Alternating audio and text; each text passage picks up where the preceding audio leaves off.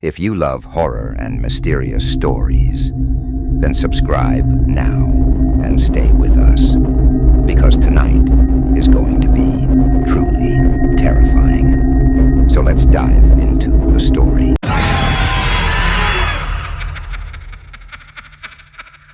The Dark Truth 7, the embodiment of fear.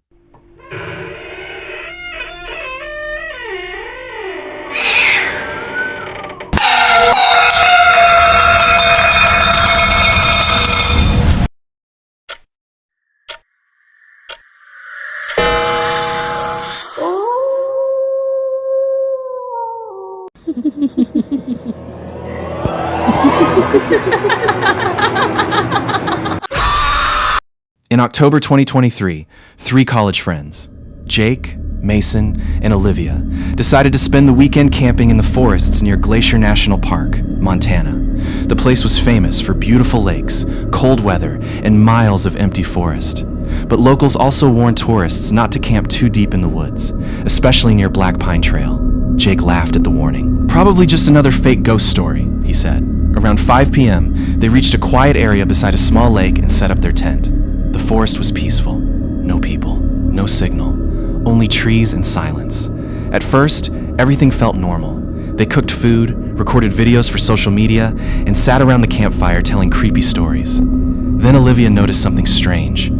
Every few minutes, birds suddenly stopped making noise, complete silence, and then it returned again. Mason joked, "Maybe something's watching us." Nobody laughed.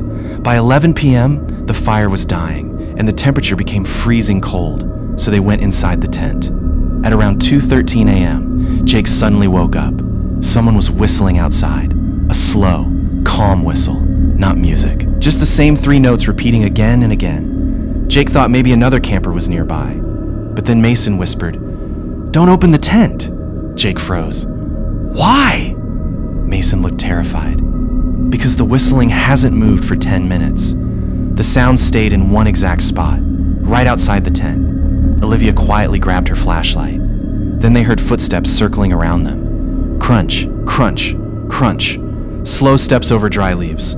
But strangely, the footsteps sounded too heavy to be human. Jake finally couldn't take it anymore. He unzipped the tent and pointed the flashlight outside. Nothing, no person, no animal, only dark trees. And the whistling stopped instantly.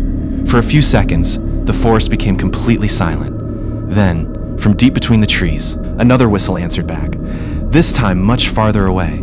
Like whatever stood near the tent had suddenly moved impossible distance within seconds. Olivia started panicking. "We need to leave. Right now." They quickly packed their stuff and rushed toward the parking area nearly 1 mile away. As they walked through the forest, Jake noticed something disturbing. Their own footprints were already on the trail ahead of them, as if someone had walked in front copying their exact steps. Mason suddenly stopped walking. His flashlight pointed toward the trees. There's someone there.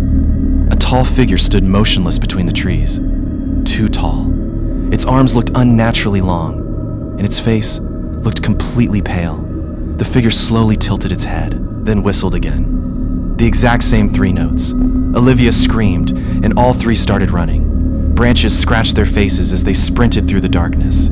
Behind them, they could hear footsteps chasing them. Fast, heavy, closer every second. Finally, they reached the parking lot. Jake jumped into the driver's seat while Mason and Olivia locked the doors. As the headlights turned on, they saw something standing at the edge of the forest. Tall, skinny, completely still, watching them.